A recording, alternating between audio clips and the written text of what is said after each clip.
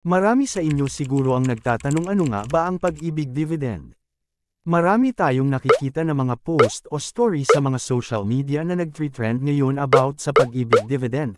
Ito ang mga samples ng mga post ng miyembro ng Pag-ibig Fund about sa mga natanggap nilang pag-ibig dividends. Ito ay mga screenshots ng kanilang pag-ibig regular savings at MP2 sa kanilang mga virtual pag-ibig account, hindi para magmalaki, kundi para ma-inspire tayo para magkaroon din tayo ng pag-ibig dividends. Sa simpleng paraan ay makaipon tayo sa tulong ng Pag-ibig Fund. Ano nga ba ang pag-ibig dividend? Tara talakayin natin yan. Hello mga kapag-ibig! Welcome sa Lohoya.ph, ang inyong Mr. Pag-ibig, ang inyong ultimate guide sa Pag-ibig Fund updates at services. Dito, gagabayan ko kayo sa tamang proseso para mas mapadali ang inyong mga transaksyon. Pero bago tayo magsimula sa ating tutorial, siguraduhin mong nakasubscribe ka na, at naka-on ang notification bell para lagi kang updated.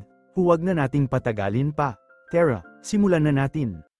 Ano ang pag-ibig dividend?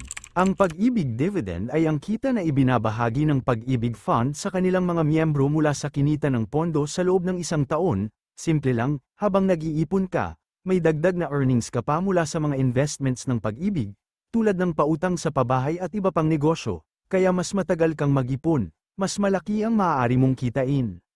Paano kumita ng dividend? May dalawang paraan para kumita ng dividend sa pag-ibig. Una, pag-ibig regular savings, lahat ng miyembro ay may automatic savings dito, ang dividends mo ay nadadagdag sa iyong total savings at makukuha mo ito kapag nag-mature na ang iyong account, at ang pag-ibig MP2 savings, ito ang voluntary savings program kung saan mas mataas ang dividend rate, pwede mong kunin ang dividends mo taon-taon o hintayin ang maturity nito pagkatapos ng 5 taon. Gaano kalaki ang dividend rate?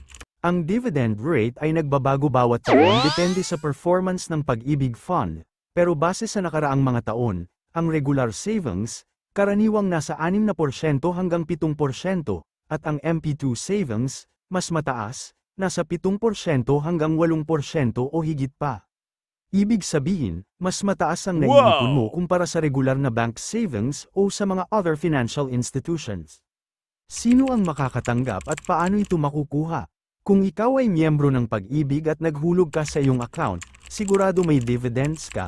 Narito kung paano mo ito makukuha: regular savings, automatikong nadadagdag sa iyong total savings at makukuha mo ito kapag nag-mature na ang account mo. MP2 savings, depende sa pinili mong payout, pwedeng taon-taon o sa pagtatapos ng 5 taon.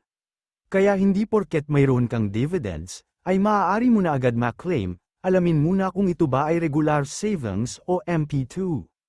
At ayan, sana ay mas naging malinaw sa iyo kung paano ka kikita sa iyong pag-ibig savings. Huwag sayangin ang pagkakataon, simulan na ang matalinong pag-iipon para sa mas magandang kinabukasan. May tanong ka pa ba? Mag-comment lang sa ibaba, at huwag kalimutan mag-like at mag-subscribe para sa mas maraming financial tips.